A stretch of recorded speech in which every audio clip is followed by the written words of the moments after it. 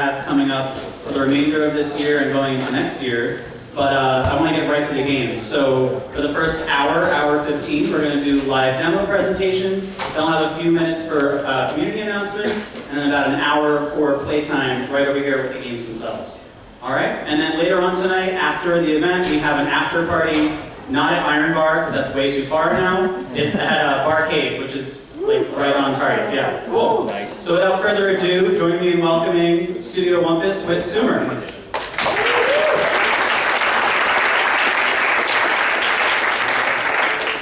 Hi everyone, I am Jeff. This is Isha. We have two other teammates who are actually in Iceland right now. But we are going to be showing you Sumer. You've been watching it a little bit here. I'm going to have Isha play while I explain it. So go ahead and press start, Isha. So this is Sumer. It is a game where you play a Sumerian noble who is preparing ritual sacrifices to the gods. And whoever pleases the gods the best is going to be the next king or queen. Misha's going to play a short game for us. We have a few game modes. Short game takes about 20 minutes, and the long game takes about 30. For the sake of the good things, man was given bread. So Sumer is based on the Sumerian creation myth. Rise from Anu makes you out of mud, and now you are built to serve him. You'll see that each noble has 2 workers, which they're placing in shops on the ziggurat. There are 2 shops that start in the game. There is a goat farm, which you just heard, and there is a barley field. The goat farm is going to get you goats. Goats are your currency in Sumer. You use them to buy resources. You'll see the barley field here has a little goat icon. It costs you a goat every time you use it. And you also use them later in an auction. Barley is used to get points. You bring your barley up to sacrifice at the top of the ziggurat on the altar, and every time you do so, you sacrifice for 2 points. And then, if you have the majority of resources sacrificed in a ritual, you're going to get bonus points. So you'll see that purple has 2 in the gleaming, and they're contending for those 10 bonus points. In the center here, you'll see there's a bakery. Bakery is available in the short and long game, so it's adding strategic elements to the game.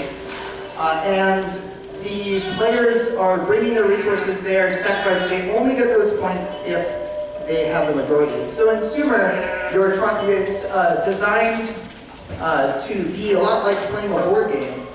Playing a Euro-style board game on your computer, and you're trying to play your opponents by getting the most points and creating the best engine. You'll notice that every time players go to bed, they have a little race. The entire game is in real time. So when you take a shot, other players can't use that shot. So you wake up and you try to get your ideal shots, or you try to sacrifice before your opponents. You get to bed first, you get a few bonus goats, and that will help you with your auctions later on. We're going to move into the auction now that both of the rituals have been filled up. When each of these rituals fill, we do an auction, and then we do that rotation a few times, and then finish the game. So during an auction, you're bidding your goats. You can see how many goats everyone has on the left side over there. Players move their characters forward with the right stick, or the left stick, and they're increasing their bid or decreasing their bid. So you'll see that Blue managed to get it for 14 goats. And there are quite a few items that appear. Some of them are static, so every time you play the game, there's going to be a brick kiln in the first year. But sometimes you won't have a bed, for example. And when you so some of these are buildings, clay pit, large statue, brick kiln. Most of them function just like the barley fields and the goat fields, or the goat farms that you've seen before. Except when you buy it, you get to place it on the ziggurat, so you can place it close to your home so you can get there first. You can also get a bonus for owning it. So if you're using a clay pit, for example, you don't have to pay that goat cost. So you might remember earlier I mentioned that these cost a certain number of goats to use. So that's the main cycle of the game. We want to give you guys time to ask questions. And so we're going to just leave it playing, and each will keep playing if he wants. And we're going to open it up. What's the target audience? We talked a lot about this, and I would say people that are interested in board games. Yeah? Oh, okay. And that, sorry. So people that are interested in board games, but also enjoy video games. We found that a lot of middle schoolers really catch on to this game really well. It's just got the right amount of feedback. It has the right amount of feedback and strategic depth for them. And then it also has quite a bit of depth for people who are more hardcore board gamers. Any other questions? Did you have paper prototypes for a while before you went to electronic? Yeah. What you see now is maybe our 5th or 6th version, just overall design of Sumer. But we did start out with a few paper prototypes. But we set out to make a game that could only be digital. We actually made this game for a master's thesis at NYU. And we wanted to explore the junction between board games and digital games. And so we wanted to make a board game that was digital, but still felt like playing a board game with your friends. And so a lot of course, those real-time components weren't really in our paper prototypes, but they're kind of what makes it good. Other questions? Did you take any influence from any other similar games? Yeah, we had one really big one actually, Mule, which is old. It's like 1983. It's older than I am. But it's also just kind of like the best game ever made. It's amazing.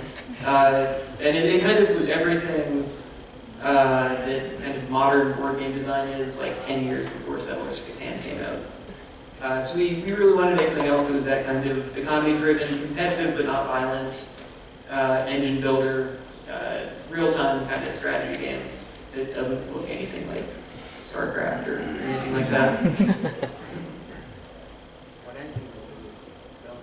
Unity. Nice. Yeah.